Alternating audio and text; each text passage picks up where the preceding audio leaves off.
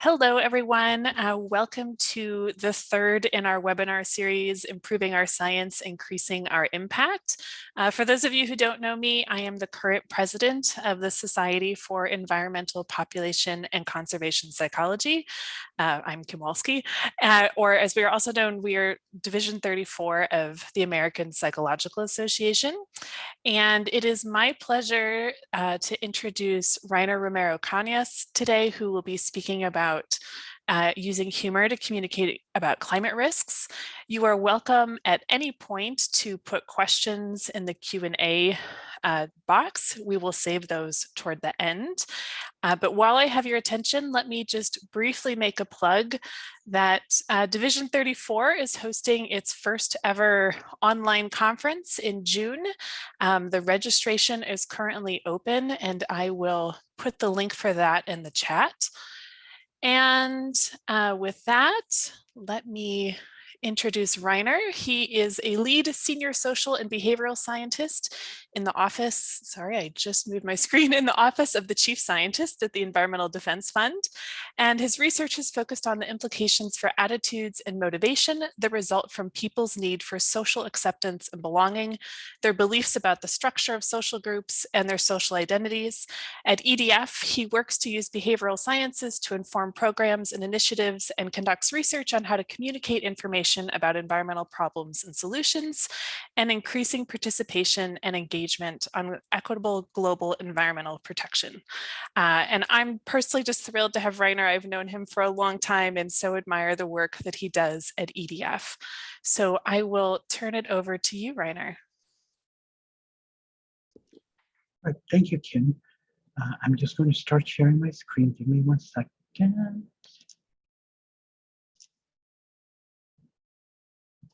All right, can everybody see a generic looking title slide? Yes. All right, thank you. Well, thank you very much, Kim, for inviting me to participate, and everyone at Division 34. As you can see from this title slide, my talk today will be about using humor to communicate about climate change risk. And I hope that the subtitle, the case study of theory in action, is just pretentious enough to get you to pay attention to what I'm about to say about how my team and I learned a little bit about how to make our science more useful, but also how to make what we think of as our science in general adapt to the times. And of course, science is a team sport. I don't need to tell you that.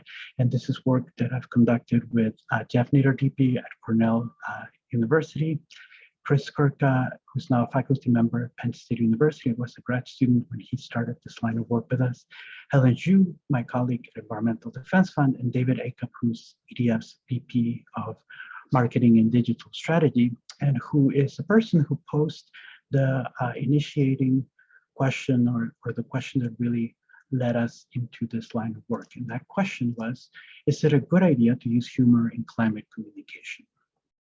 And so just very quickly, that will be the start of the talk, followed by a little bit of discussion of recent history that informs why we asked that question, a little bit of background literature from psychology and other fields, and then a presentation of 4 experimental studies that we've conducted, and some conclusions from all these studies, from the data, and some learnings and discussion about those learnings if we have time. So setting up the context for everybody, this was work that we initiated in the teens, 2015 or so. And around that time, it was pretty clear to everybody that we needed to move beyond the gloom and doom approach of talking about climate change and environmental issues. That had been the dominant emotional tone of communication for a long time. And there's a good reason for that. Across many domains, not just the environmental one, some meta-analysis suggests that fear appeals have a modest but significant and consistent persuasive effect compared to merely informative appeals. We also knew very clearly from climate change communication research that we don't really need to scare people, that we can mobilize people, activate their motivation, increase their willingness to take action and their commitment to advocacy through more hopeful messaging. And it wasn't just scientists social scientists who were taking note of this. There were pieces written throughout the internet that reached advocates and policymakers about the need to move beyond the doom and gloom scenarios. And celebrities and comedians took note. They started trying to make climate change funny and to reach their audience and to talk about it to audiences that arguably were already relatively on board, if maybe not mobilized as they should, ideally would have. And so some activists started to take note of that, including some of our colleagues at EDF who were leading Defend Our Future, which is our brand or branch that targets millennial activists. And so they commissioned this video from Funny or Die, which I will play for you now. And I should warn you, there are some 4-letter words in here, so if you don't like those, you might want to mute yourself and not hear what's about to play. I'm actress and notable famous person Cloris Leachman, and I gotta say, it feels wonderful not caring about climate change. I don't have to care about climate change. I don't have to care either. Me neither. You know why I don't have to care? Because I'll be dead, silly. Because I'll be dead, shithead. I'll be long gone. I don't care, I'll be dead by then. Worry about climate change? That's an after I'm dead problem. I still have while I'm alive problems, like finding comfortable shoes, Like driving under the speed limit. like stealing silverware and getting enough fiber. See this hair? Don't have to care about climate change. I'm gonna be dead, right? It. Asking me about climate change is like asking me what I want to be when I grow up. Back in my day, we didn't have climate change. We had cold, and we liked it. My grandkids are spoiled anyway. They could use a little hardship. Little bastards. Ooh, the big bad ocean's gonna rise up and swallow half of Florida. Good. Takes care of our country's Florida problem.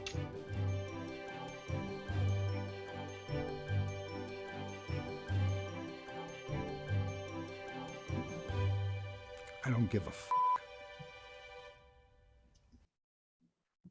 So when this video was released, many at EDF, including David Akep, who I mentioned earlier, were wondering if potentially this could be a problem for some of our members, people who follow us at EDF, for many climate activists, policymakers, that we were seemingly making light of a very serious problem.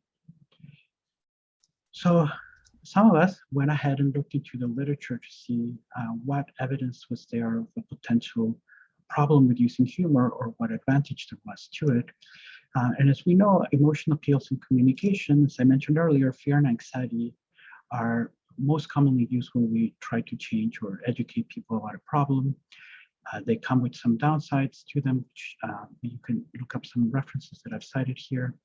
But when we looked at the use of humor as the emotional tone of communications and appeals, we found most evidence existing in the marketing and advertising literature, which shows that in product advertising, humor is associated with positive outcomes, including favorable attitudes towards products, a positive mood, and increased behavioral intentions to purchase those products.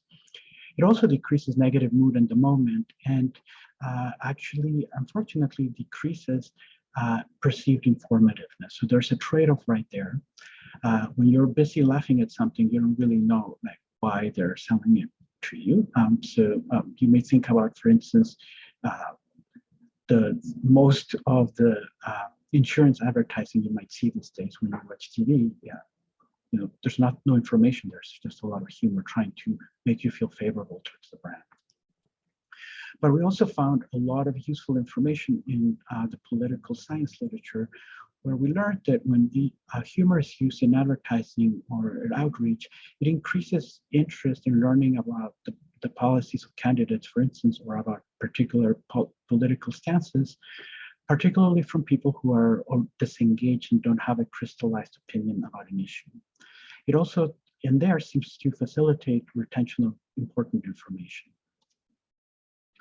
But if you're a good scientist, you might be wondering, what is humor anyway, right? Like data might have asked. So here's a very data-like response.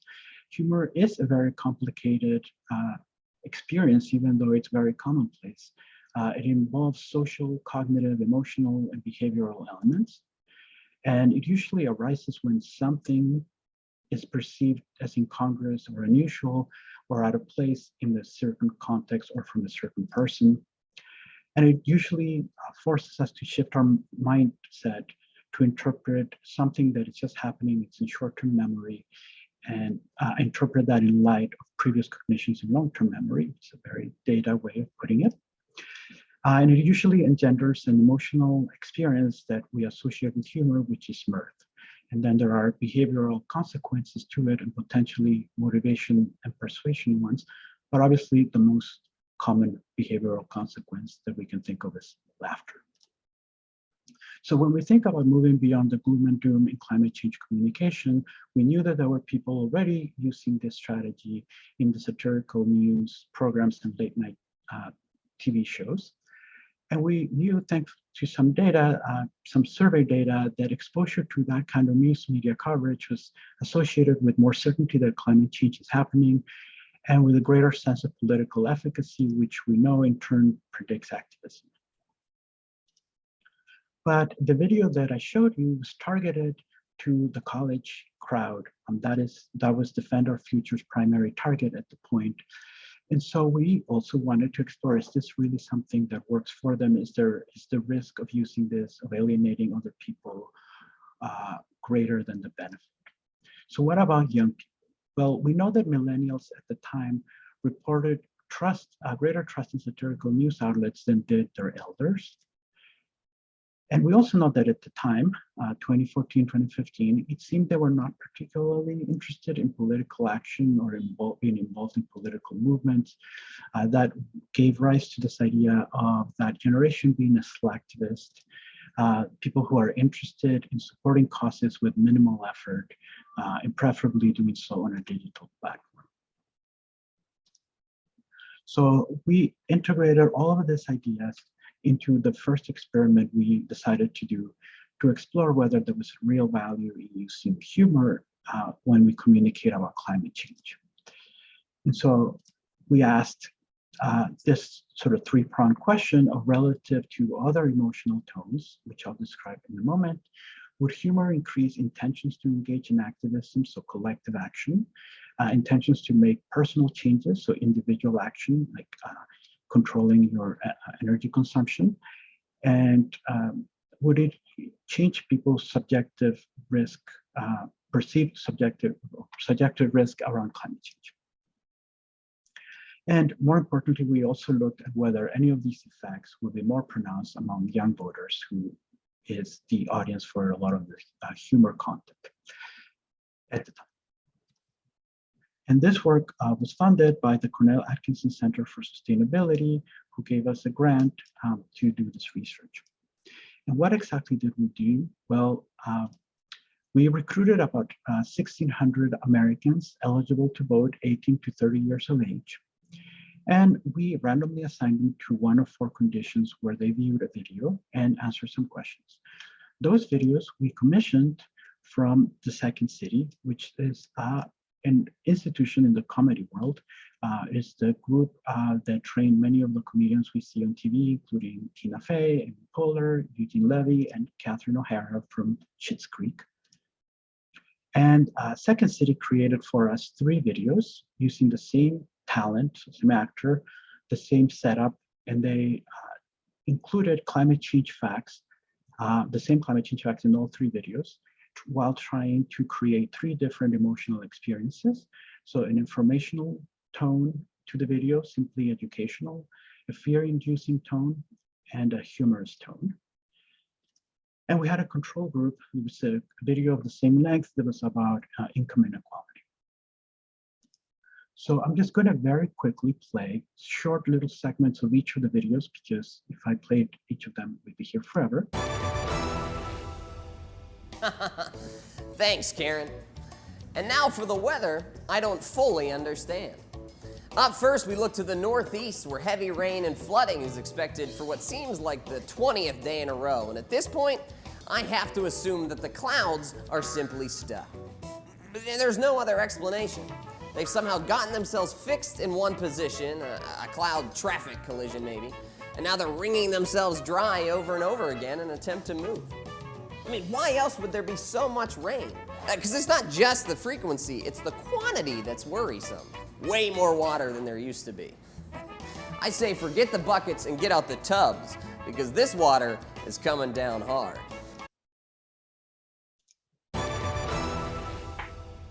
Thank you, Karen. And now for the weather you can't afford to ignore.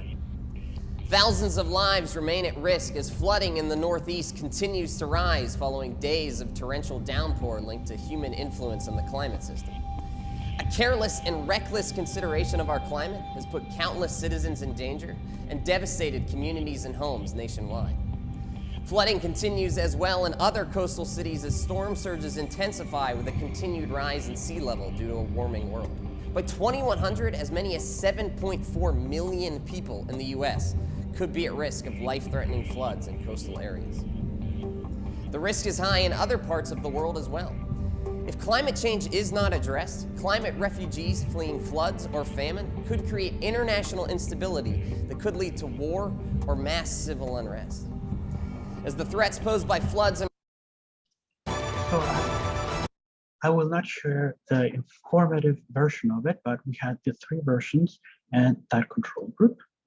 And so participants were randomly assigned to watch one of the videos and then answer a series of questions.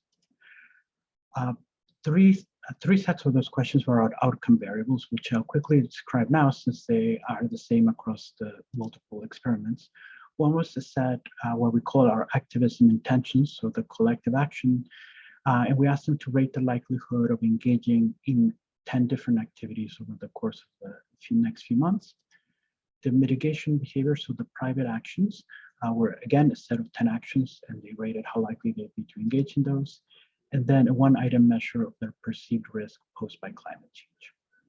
In addition to this, we also wanted to do some proving that we had in fact had successful manipulation. So the manipulation check consisted of asking people to rate their perception of the videos. So they made ratings of how funny, scary, anxiety-inducing, and informative the videos were. So you see for the control video, people didn't find it particularly funny, scary, or anxiety-inducing, but it was pretty informative. And the informational video was similar. The fear-inducing video, however, was seen as slightly less informative and to be significantly more anxiety-inducing and scary. And the humor video was seen as significantly funnier than all the others, less scary and anxiety-inducing than the fear video, and less informative. So the trade-off that had been documented in some aspects of advertising for product advertisement, we see that trade-off playing out here as well. But what about our outcome variables? So if we start with climate change activism intentions, we see the following main effect, such that the fear and the humor videos were significantly high, elicited significantly higher activism intentions in the control group. And as you can see, it's a relatively modest effect. And the informational video was in between those other groups. But when we look at the individual action or change intentions, we only see that the control group has, we only see that the fear condition is significantly different from the control group. And that is also true for the perceived risk. So that was a bit sad. But given that we had ratings of how people felt about the video, we proceeded to do a series of path models with each of the outcome variables. So I'll show you a simplified diagram capturing the relations that the path model revealed. So relative to the informative version of the video, the funny video was rated as funnier. And that led to higher ratings of activism intentions, but also of change intentions and the perceived risk to humans. So how come we don't see a main effect? Well, that is because the humor video relative to the informative video was also rated as less scary and less informative. And those ratings in turn predict higher ratings of change intentions and also of perceived risk to humans, which I didn't put the arrows not to overwhelm all of us. So if we collapse across all 3 outcomes and sort of think of it as a persuasion index, we see this trade-off play out. so that the humor relative to the informative leads to higher ratings of funny and to persuasion, so all three of the outcomes in an aggregate form. But we see this trade-off occur. And we also see a trade-off with people's own mood at the time, how angry they felt. So what about young voters, though? That was sort of one of the key questions for this project. So when we looked at age, we found an interesting interaction. So age moderates the effect of the condition. So I'll direct your attention to the leftmost part of the graph, where you see that the humor condition, especially among the younger respondents, elicited higher perceived risk relative to fear, information, and control. And through analysis, we know that this effect holds true for people who are under 24 years of age. So humor elicits stronger perceived risk than the fear condition, which is equivalent, roughly equivalent to the informational condition. And for those over 24 years of age, fear and informational are roughly equivalent again, but elicit stronger perceived risk than humor. And the pattern holds for the activism and individual change intentions. So we do see the younger folks are responding differently than the other young but older respondents. So overall, both humor and fear perform similarly and show trade-offs to each approach relative to the informative video. But for younger voters, humor seems to be a better option than the fear appeal. So some days, some of our questions do yield hypotheses that seem to work. We were quite excited by this research. We wanted to get it out there as soon as we could. We published the paper in 2018. It received quite a lot of nice coverage and a lot of attention from environmental advocacy groups, which has led to a lot of people starting to use more humor in their communications. It also allowed Chris to win this Paper of the Year award from one of the professional societies for the study of communication. And through that attention, both Chris and Jeff struck up another collaborative project with some other folks at UCLA, and they carried out the next experiment, which I'll present to you now, which stemmed from curiosity that we and some other folks who have seen this research had when they thought about the videos that we use as stimuli. Because if you're like us, when you saw Bob the Weatherman, you might have cringed a little bit. And we definitely did. And so we thought, what if we use someone who we know is really funny and someone who also captures the spirit of the satirical news kind of approach to talking about these issues. So we wanted to really explore sort of the ingredients of satire. I should say Chris and Jeff were seeking to explore this in the research. So what they did is they found a clip from an actual funny person that people laugh at, and that was Jimmy Kimmel. So if you want to see the entirety of this video, which is quite long, feel free to look up Jimmy Kimmel, Scientist, and Sarah Palin on YouTube, and it should come up. But I will play you just a little bit of it now, just as a palate cleanser, so you get rest from my voice. Be the last one who gets a snorkel.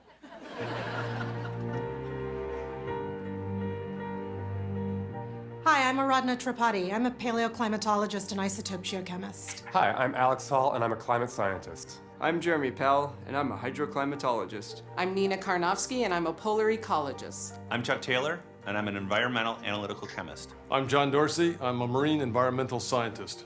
Over the past 40 years, thousands of scientists have studied climate change. Definitely happening. And it's caused by human beings. That's you and me. And the consequences could be extremely dire. Catastrophic. Apocalyptic. And here's the thing. When we tell you all this, we're not with you. We're not with you.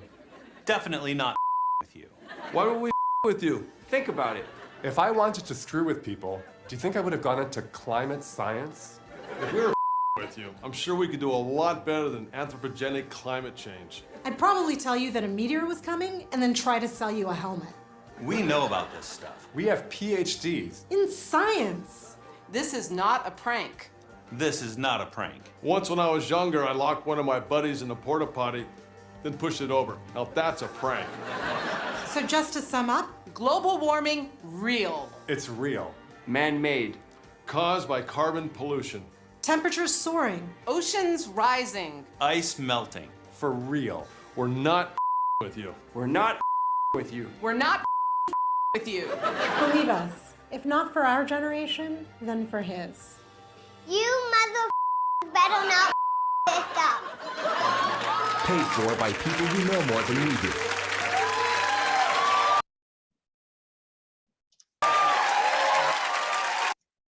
All right, so in this video, the parts that I didn't show you showed Jimmy Kimmel introducing the show, or rather in his monologue that introduces the show, talking about Sarah Palin, who at the time was promoting a documentary about that basically presented the idea that climate change was a giant hoax or a prank. And then he goes on to very angrily and with a lot of indignation talk about how crazy that idea is. And then he cede the floor to the scientists, as you saw. And so what Chris and Jeff did is set up an experiment where they used a control group again, in this case, Jimmy Kimmel talking about baby names.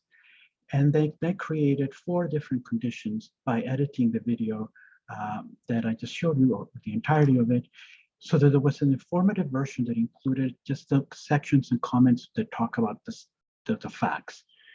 There was a humorous version that just included the funny bits.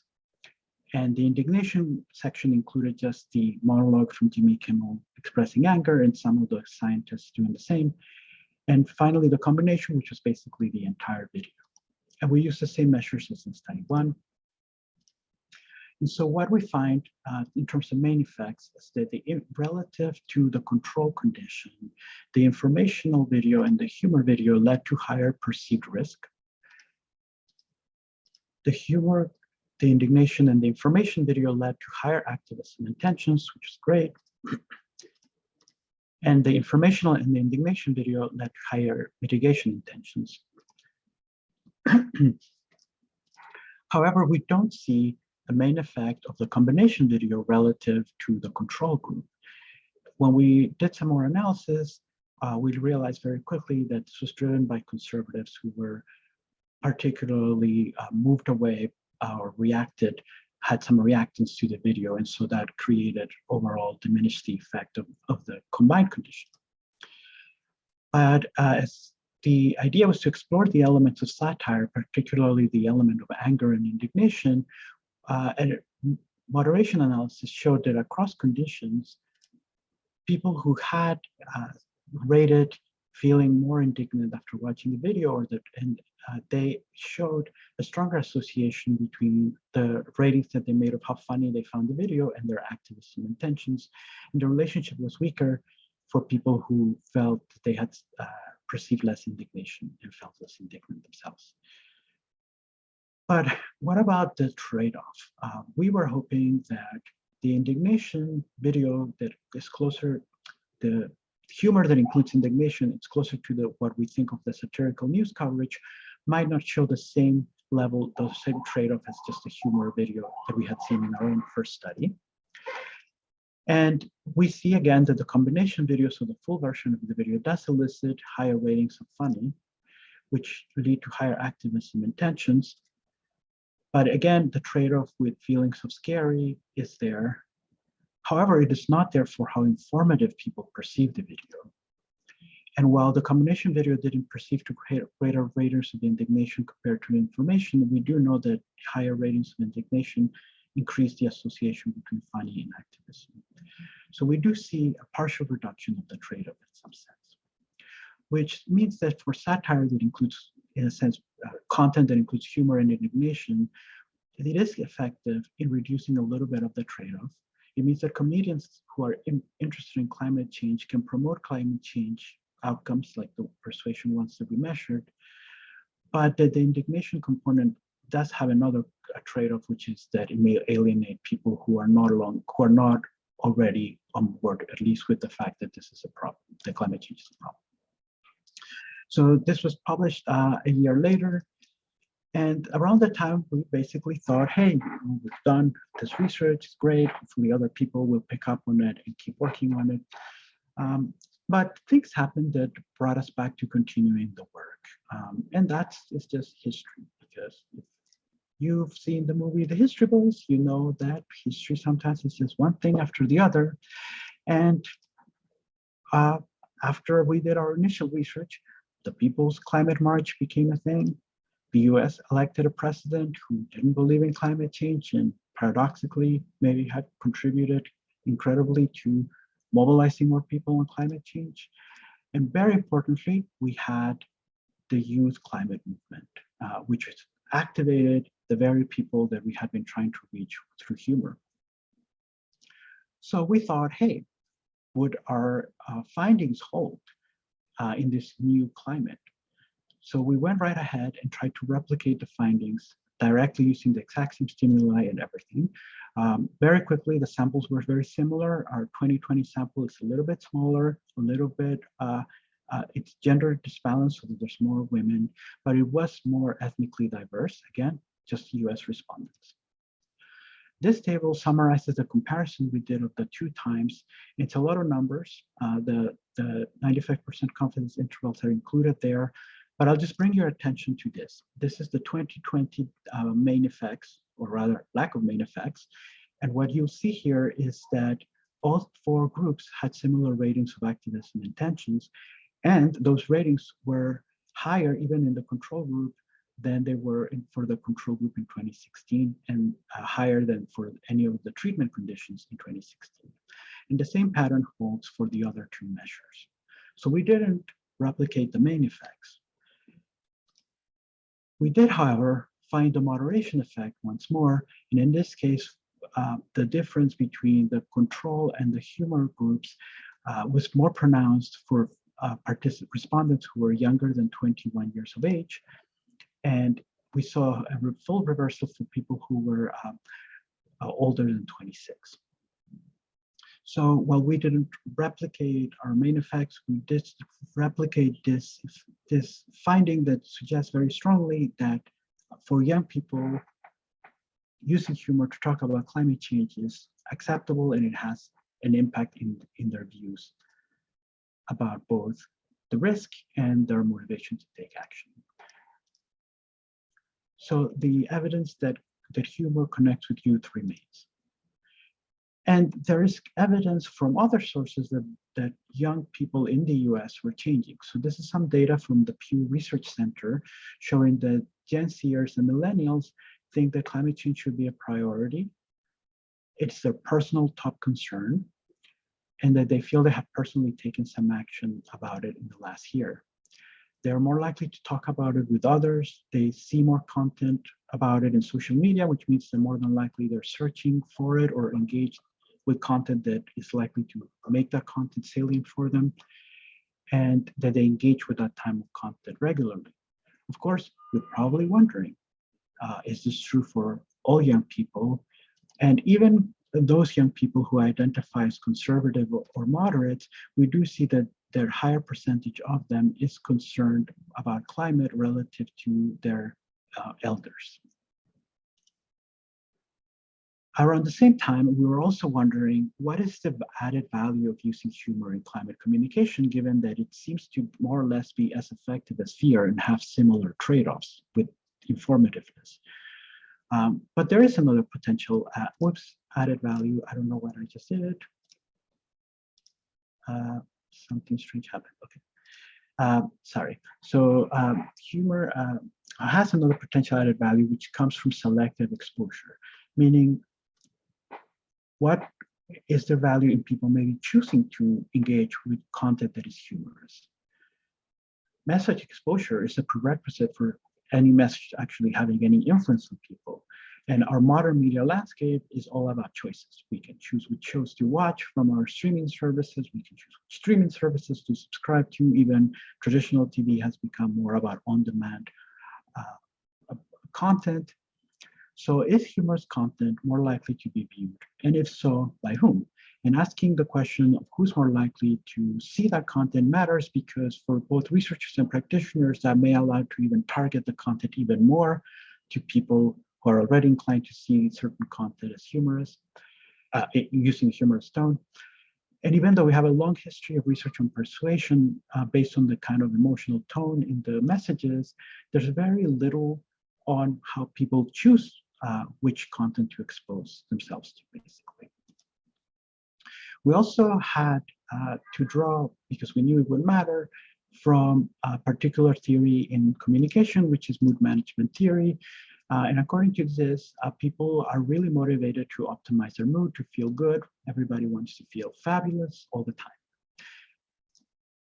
time. But if you have some knowledge of cultural psychology, you know that not everyone's idea of what is an optimal mood is the same, and that's important. It'll come back later. But when people are in a negative mood, in theory, they should prefer positive mood content over negative content in order to optimize their mood, although the theory is less clear on what will happen if people are already in a positive mood. So we went ahead and designed a very simple experiment using all the same materials from the previous ones, from the original experiment, based on the idea that you can choose your own adventure and emotion. So this is just a screen capture of what comes up for me when I type climate change on YouTube. You probably would get something different based on what you've been viewing and what the algorithm has learned are your preferences. And we didn't have a beautiful interface like that. We just had 3 buttons, and people were asked to pick a video to watch, either a climate change video that was rated scary, as informational, or as funny. So what happened? We showed this to about 1,500 Americans aged 18 to 30, and 44% of them picked the humor video. About 20% picked the fear video, or the scary video, and about 36% chose the information video. By looking at the top lines, we could also immediately see that there were some demographic trends worth exploring. So we could see that people's gender identity predicted different rates of preference. So we see that for people who identified as male, around 38% of them chose the humor video, and that the video that was the most popular for this group is the informational video. Around 45% of male identifying individuals chose the informational video. For those who identified as female, however, the most popular was the humor video, and then the informational video. And for those who didn't identify as male or female, the humor video was by far the most popular, followed by the informational video. We also saw that moderates and conservatives showed the same patterns. We're collapsing them here, where 47% of them chose the humor video. I know what you're thinking, and we'll come back to that in a second. And liberals by and far prefer the informational version, but that's not a statistically significant effect. But of course, we did a fancy model, regression model, where we included a lot of other variables.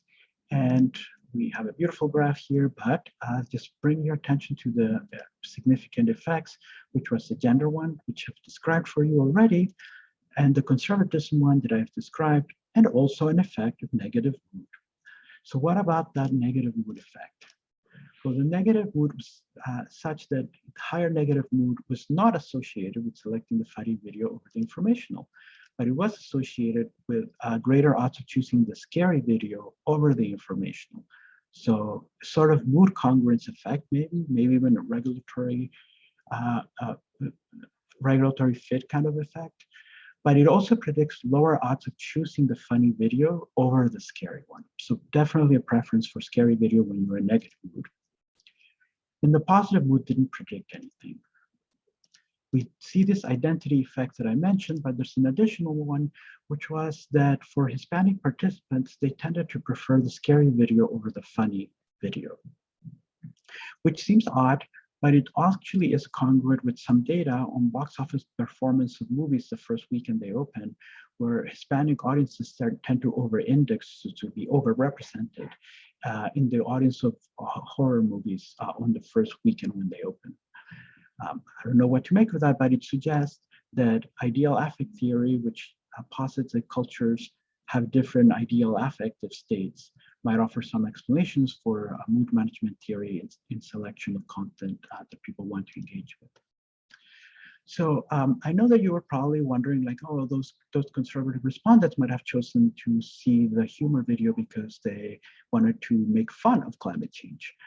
But we don't have any data from the study itself, but we did pilot test the whole setup with about 500 people. And in that pilot, we did ask people to tell us where they selected the video. And none of the responses from the participants who chose the funny video indicated that they thought the video would mock climate change. So absence of evidence isn't always necessary proof of anything, but a few of the responses from other participants did tell us that people who chose the informative video or the scary video did so because they didn't want to seem like they were trivializing climate change by picking the funny video. And finally, some of the conservative and moderate respondents said a sort of might as well attitude. If I have to watch a video about climate change, I might as well watch something that might be entertaining. Now, because we ran both of the studies at the same time, we also tried to compare the forced versus selective exposure to see if it had different effects on our outcome variables of interest, so the persuasion variables. And we had some reason to think this, given a lot of the literature that we know from motivation on the power of choice in increasing people's motivations, particularly with this increased people's intentions to change their behavior or engage in collective action. But largely, we do not see such effects for any of the persuasion indices. There are some effects on how funny, scary people perceive the videos, but the absence of this choice effect may in fact not really be due to any, might in fact we think be due to the lack of ecological validity of the choice setup, particularly that we didn't have a non-climate related video for people to choose as an alternative. So from this, I'll basically summarize. We again see that Americans prefer humor. We see that Americans prefer humor over scary or informative climate change videos. We saw some small differences between selective and forced exposure in terms of how funny and scary people saw the videos, which means that even when people are selecting the videos, we may still need to, or their content, and choosing to engage with humorous content, we may still need to pay attention to the trade-offs associated with that. So I'm just going to very, very quickly go through something that happened soon after this. We got some money from EDF's Digital Advisory Council to put this to the test in a real campaign out there in the world, using some of the tools that EDF uses to reach different audiences. And so it was the same team of folks, but we also began to collaborate with Julia Lee Cunningham from the University of Michigan and Brad Bitterly, who was a postdoc at the University of Michigan at the time and is now at the Hong Kong University of Science and Technology. And working together, we selected 10 climate change facts with the help of EDF climate scientists. Then we crowdsourced the creation of funny and scary captions and images to accompany those captions that were all about the climate change facts we had selected. So comedians were the folks who did this for us. And then we presented a lot of those to a group of online respondents who rated them as funny or scary. And we selected the funniest of those to use in the campaign. So the campaign ran last year, and it was run on Instagram, and it targeted individuals between 18 and 44 years of age. And we used the A/B testing capacity in the Meta family of products. And we had two conditions. One which showed humorous versions of the content, and one was a control, here are the facts condition. And there were two human-centric ads and two nature-centric ads. So right here you see both versions of one of the ads. The one on the left is the humor version.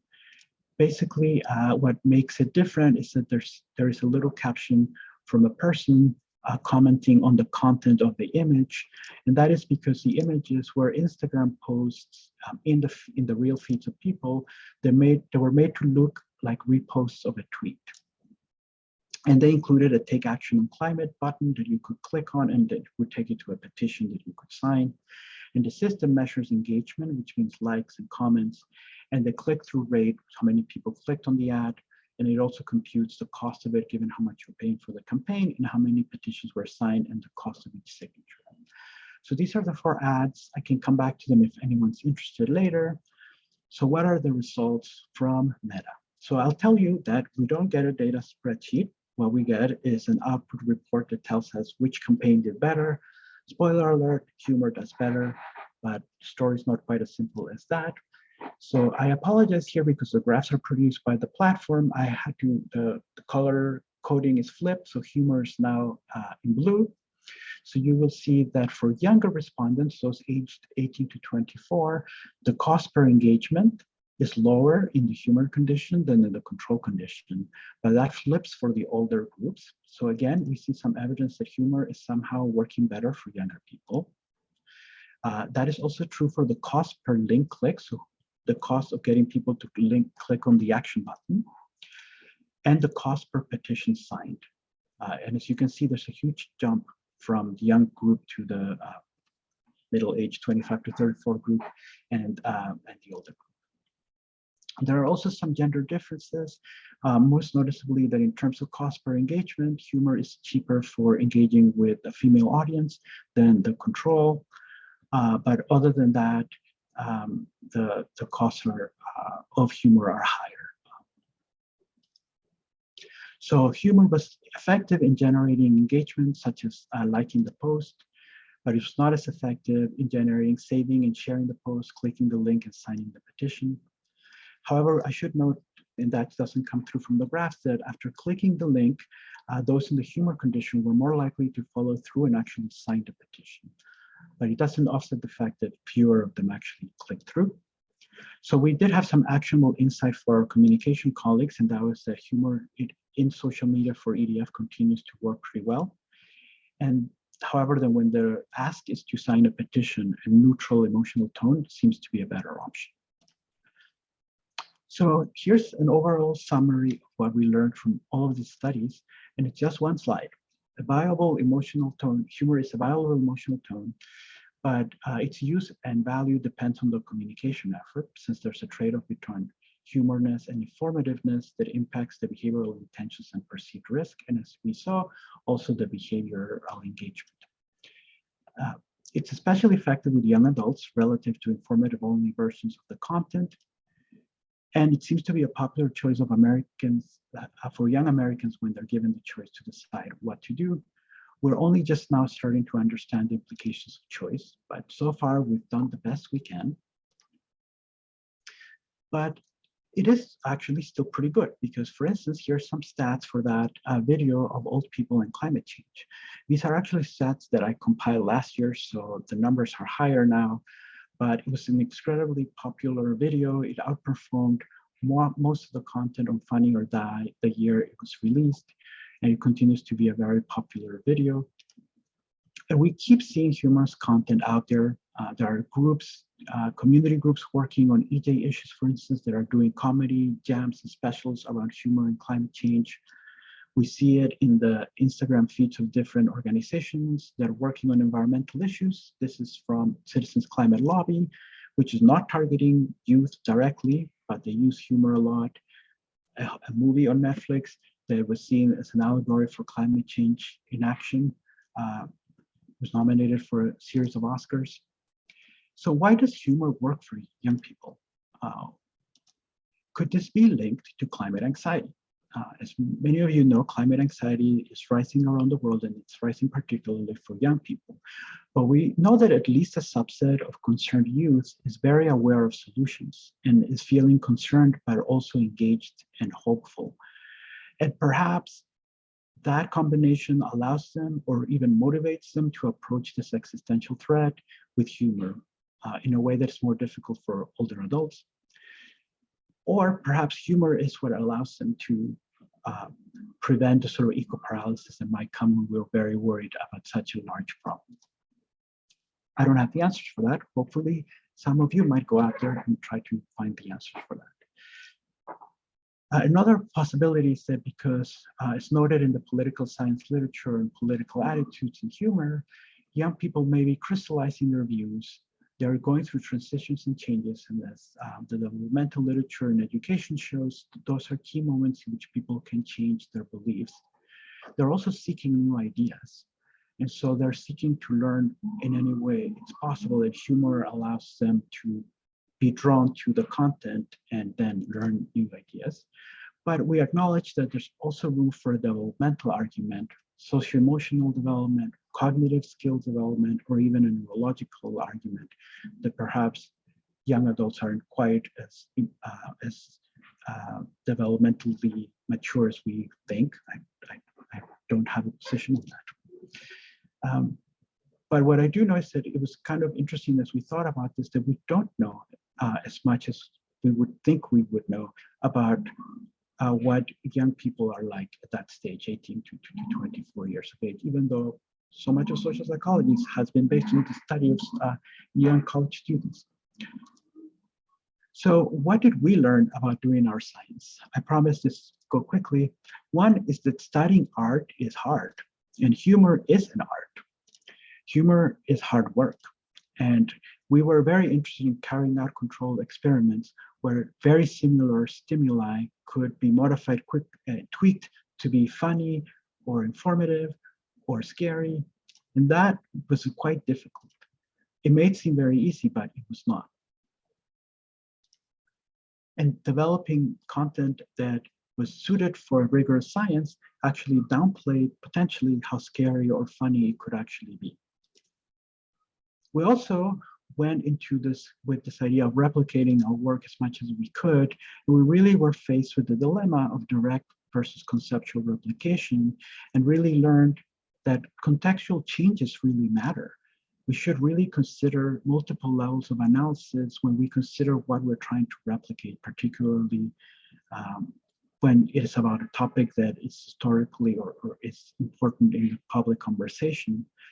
For instance, in our case, our stimuli, our facts used, our questions used could have been impacted by what was going on in the sociocultural context at large in changing.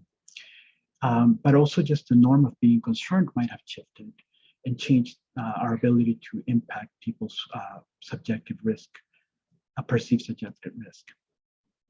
And for us who are behavioral scientists and social psychologists, there really is a lot of room for doing interesting work using existing digital platforms. So we have some learning to do about all of that.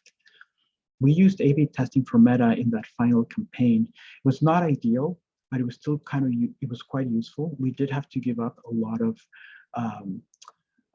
rigor in favor of ecological validity, but that ecological validity brings a lot of noise.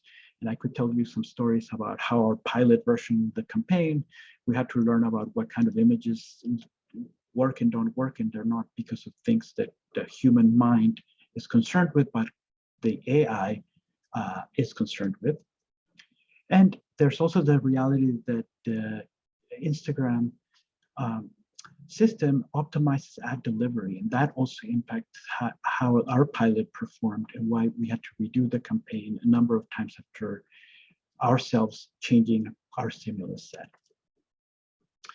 But I think we are all posed to be able to take advantage of these tools and put them to use. So I'd like to end by acknowledging the team once more and thanking you, and I'll take questions. Thank you so much, Reiner. This is fantastic, especially seeing the evolution of your studies over time. So there was a question that came up with your study one, but I think it's applicable across the work, which was to get your thoughts on how results are going to hold up over time. And then if you could also talk about measuring intentions versus actual behavior change. Sure. Right. There's also a question in the chat. All right, some question. Okay, sorry. Well, I think you already saw holding up over time. Things change. So, but as you also saw, the age interaction keeps holding up across time. So something about humor and climate, I can say that it's about humor and other issues, works for people. I've also, as I mentioned, it may also have to do more generally with whether the audience hasn't had the opportunity to crystallize their attitudes and their beliefs.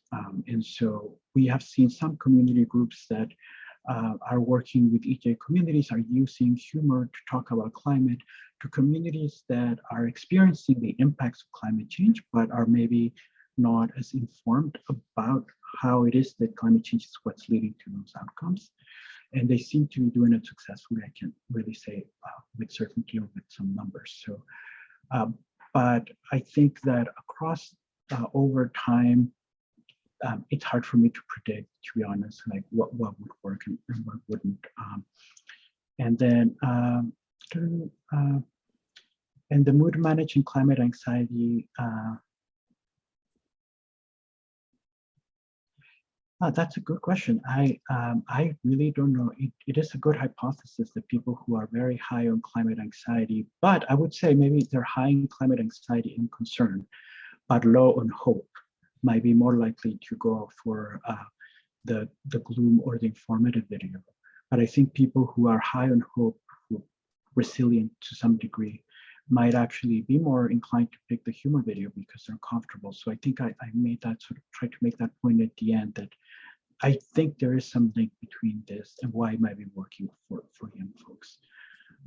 I've had the opportunity to talk to some young activists, and I do get the sense that unlike some older activists, they are less focused on the fatalistic approach to even just thinking about the problem and seeing that there's a problem, we have solutions, we need to get the solutions implemented. So thank you. We have another question. If you could just explain the indignation construct again, that was in the second study.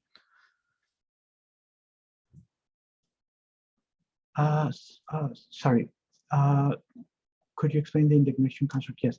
So, well, that is, if you look at the humanities literature, literary theory and criticism, the idea of satire is that you have to express humor, but also in a sense, some contempt for the subject of what you're discussing, and some indignation and anger. And so we had seen in study one that anger was associated with the link between which humor people saw and the outcome variables.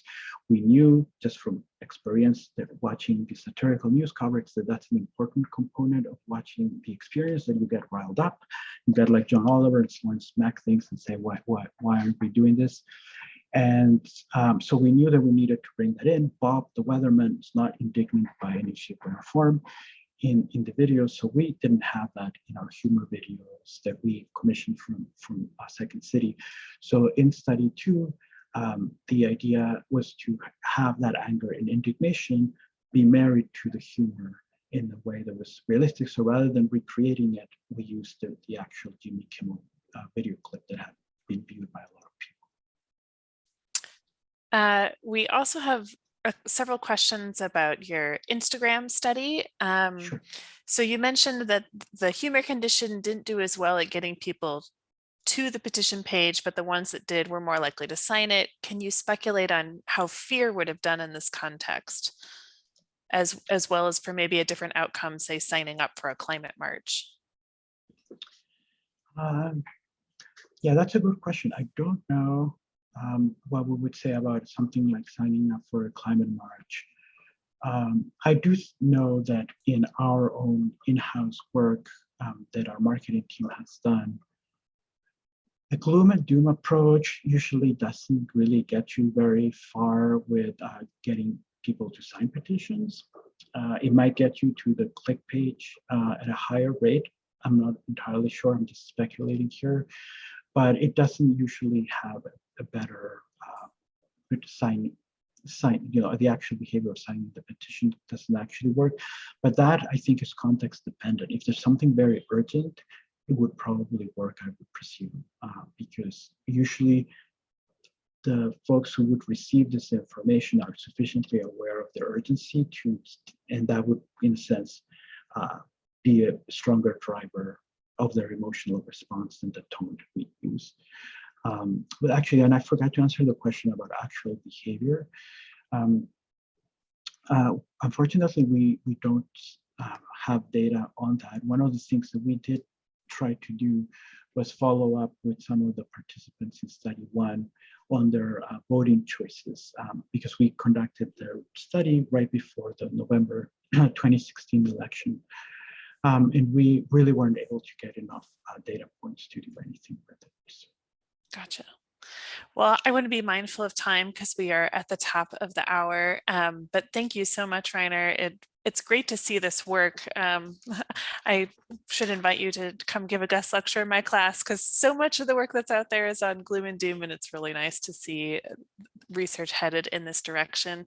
For everyone else, I promised that I would put the link in the chat for the conference that we have coming up.